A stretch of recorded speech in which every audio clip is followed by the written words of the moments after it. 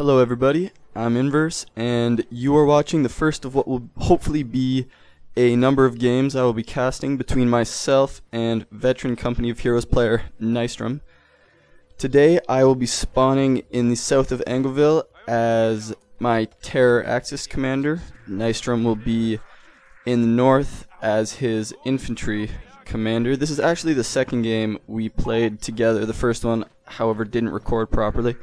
So this will be the first game I'll be casting. We also played a game after this that I did not record, so we'll have to play one more game before I can cast another one. Of course, my hard drive isn't big enough to fit all these raw AVI files, so it'll take a bit more time. However, my fall baseball schedule has finally ended, which means I'll have a lot more free time, less schoolwork, and a lot more time to cast games for you. So hopefully we'll be getting a bit more of a regular schedule going on right now. Now what I'm doing up here, I know Nystrom has been working on a forward HQ opening with his infantry commander, and the last game we played he rushed engineers to this fuel point and he placed wire on that little opening just to the south of that fuel point in order, right there where I'm clicking right there, in order to keep my Pioneers from harassing him and in order to keep my tier 1 units away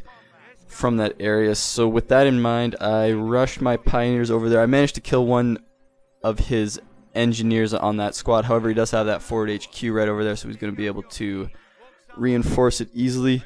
And right now I'm just making sure I can see if he's laying wire so I can prevent that from happening. I see him trying to go over there, lay some wire right there, so I'm going to move in with my Pioneers, hopefully push him back, which I do. I'm going to hop into green cover. However, he does have a rifle squad coming in for support. Good play by him, so I'm just going to cap that point with my Volksgrenadiers, pronounce it like an F. I will cap that point and then move over to the left-hand side because he's got a pretty decent hold on the right. He has that forward HQ, which means he's going to be spawning riflemen very close to the front. He'll be able to reinforce his squad over there. So I'm going to focus on securing the left-hand side right now, which is sufficient for Wehrmacht players on Angleville. Angleville, one of my least favorite Wehrmacht maps, just because it's so easy to flank as Americans. However, if you can manage to achieve resource parity with the American player, meaning you have half the map and he has half the map, that's better for you than it is for the American player, because your late game as a Wehrmacht player is definitely superior to an American player, especially an American infantry player. Now keep in mind that the moment I saw the forward HQ and I was able to confirm that he was indeed going for the forward HQ build he's been working on, I told myself I'd be getting a sniper as soon as possible. Reason for this being the forward HQ with the healing bonus is incredibly difficult to crack with regular tier 1 units, thanks to the free triage center. Although it doesn't have the repair rate of a triage center, it's still extremely good, extremely useful when it comes to repairing. You can see a little engagement on the left-hand side. Nystrom trying to push out. He's not going to be able to. My close combats have spawned.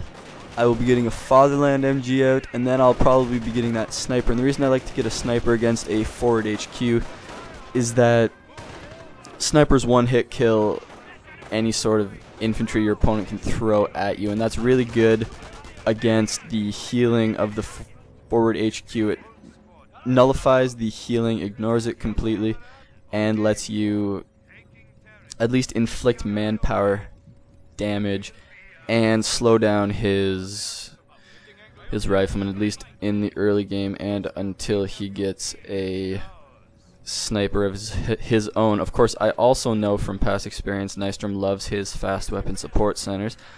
Probably going to get one fairly early this game because he didn't have to spend resources on the barracks, given that he used a forward HQ. Of course, he won't be getting any sort of upgrades for his riflemen. No bars, no stickies, no grenades.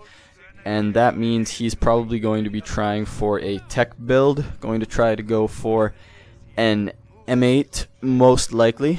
You see me laying down some wire on the left hand side. Always a good idea if your opponent's going to give you time, like as you see right there, just camping up in my cutoff building, moving around, probably trying to set up a flank on the right hand side, but not pushing forward right now. Always a good idea to fortify your defenses, lay wire, lay mines, because the more defenses you're able to put up as a Wehrmacht player, the more annoying you will be to your opponent. There's nothing worse than going to try to flank on Angleville and finding, oh man, there's wire everywhere. It's a incredible hindrance to an American player. He needs to keep engineers everywhere at all times in order to cut that wire. He needs to spend the time cutting the wire, and he gives you time to react to him while he's cutting that wire. Floating a good amount of manpower right now because I'm waiting for tier 2 to come up. I actually don't think I got a sniper yet. I'm probably a bit more worried about the fast M8 at this point, considering he's had that one fuel the entirety of the game, and he hasn't really flanked much. He actually hasn't flanked at all yet. I think he's setting one up right now, but he hasn't done much in the way of offensive attacks, meaning he has a lot of manpower. I haven't been able to drain manpower at all. I haven't been able to go offensive with something like a sniper in order to drain his manpower. So he's in a pretty good spot. He also has both VPs, which is going to be annoying for me. The reason I let him take that side is because the left-hand side is a lot easier to defend as a Wehrmacht player. There's no hedges, whereas on the right-hand side you see there's that huge hedge to the north of the bottom player's cutoff to that side. On the left-hand side, there's only the hedge coming up the middle, meaning you can really focus down his squads. You see, I think I'm actually going to kill a rifle squad, which is a huge advantage for me. Another thing I am playing off of from last time was Nystrom's incredible mine placement. He spammed mines on the right hand side. There's a ton of munitions on Angleville. Even if you only control one half of the map, that's 2 +16s and a +10 munitions point. That's what, 42 munitions income. You see me right now with only, I believe, 27, maybe it's, yeah, 27 I think. Only 27 munitions income, and that's not much compared to the fact that he has at least 16 more munitions per minute than I do, and that really lets you spam mines on this map, spam off-map abilities later in the game, and spam upgrades on your engineers and pioneers. So I see his sniper right there. I'm going to cancel my, I think it was a pack I had building. Yeah, I'm going to cancel my pack, and I'm going to get a counter sniper because the manpower investment he put in that sniper means he's not going to have an M8 before I'm going to be able to get a pack out, or at least I don't think so, given my munitions and my manpower and fuel income relative to his, and thanks to the fact that he lost a rifle squad in that last engagement. So he's either going to be down a rifle squad or have to rebuild that one rifle squad. I'm now getting my pack, I believe, and I'm going minesweeping on the right hand side. Minesweepers are essential against good players. I don't build them sometimes because a lot of the players I go off of a policy which is I won't build a minesweeper until I see them lay a mine or until I hit a mine. Reason being, it's 35 munitions, which is a mine and a bit, and it also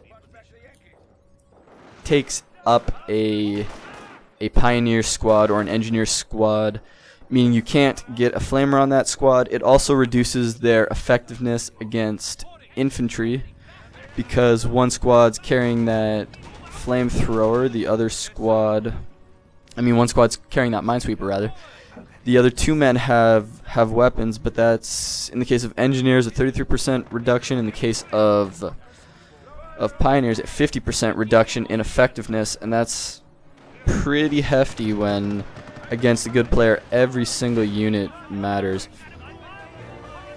little bit of a sniper war going on right here. I'm going to try to... I'm thinking this bike is going to die, but I'm going to try to get his sniper in my sniper's range. Of course, that's not going to happen, so I'm going to try to run him out of there, run him down the quicker speed of the road, and I actually do get him out in time, which was extremely fortunate for myself. I'm also now getting a medic bunker up, and I will probably be transitioning into a heavy tier 2 with infantry veterancy strategy. Reason for this is I don't have much fuel. He has a good deal of map controls, and I do not feel confident, at least at this point in the game, that I can hold off his units with what I have right now and justify the tech cost that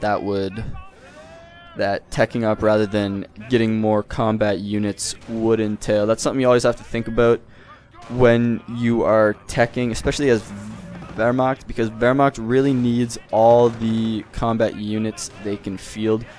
Every tech option you purchase, every single time you decide, hey, I'm going to tech rather than build more combat units, that's one squad, sometimes more if you're building a important or expensive building or getting a expensive tech upgrade. Every upgrade you purchase is one less squad on the field, and sometimes as Wehrmacht, that one extra squad can be the difference between winning an engagement and losing a flank, being forced to retreat, possibly even losing an MG squad. I'm now retreating a Pioneer. I think they might have gotten sniped. If not, I'll be retreating them in order to build my Compcraft Center, I believe. And I'm still trying to bait with my Grenadiers and my Volks Grenadiers. Still have trouble saying that. We'll see. Might get better one of these days. Anyways, I'm trying to bait his sniper into shooting a bit more frequently than he has been doing. Nystrom has been doing a great job of microing his sniper. Something you want to do when you know your opponent has a sniper, which is a good bet if you're a American player and you've built a sniper. It's a pretty good bet that your opponent has a sniper because he doesn't have to build an extra building in order to get that sniper. If you only shoot every once in a while, if you take a shot and then you move around a little bit, hang out, and you take another shot a few seconds later, not instantly, but you wait a little bit in between, you reduce the likelihood of being counter-sniped because, one, you can reposition, meaning your opponent needs to guess where your sniper has gone, and secondly, you can pardon me. Secondly, you can reduce the amount of time it takes for your sniper to recloak, because every shot your sniper takes consecutively is a little bit longer added to the time it takes for him to recloak. Of course, being in cover can reduce this a little bit. However, it's never good to take too many consecutive shots, because doing so greatly increases the chances of you getting counter-sniped. Now I'm feeling a little better. I got my Compcraft Center up, I got my med bunker up, I have a good deal of Grens, one of them with a Shrek, I also have a pack, and he hasn't been able to do much damage with his M8. He's been forced to just harass a little bit, pop out, get shot by my pack, maybe kill one man, pop back in, get repaired, and that is exactly what I need, because it keeps him at bay. It pretty much negates his tech investment, and the reason for this being he hasn't been able to really exploit his tech advantage, and that's helpful from a Wehrmacht player's point of view, because it goes back to the same issue I mentioned with Wehrmacht. If you don't use your tech when you get it, and if you spend resources on tech and it doesn't come to fruition, you've wasted resources that could be spent on other more useful, more integral aspects of your army. I now think he's maybe trying to base rush me. He sent his M8 down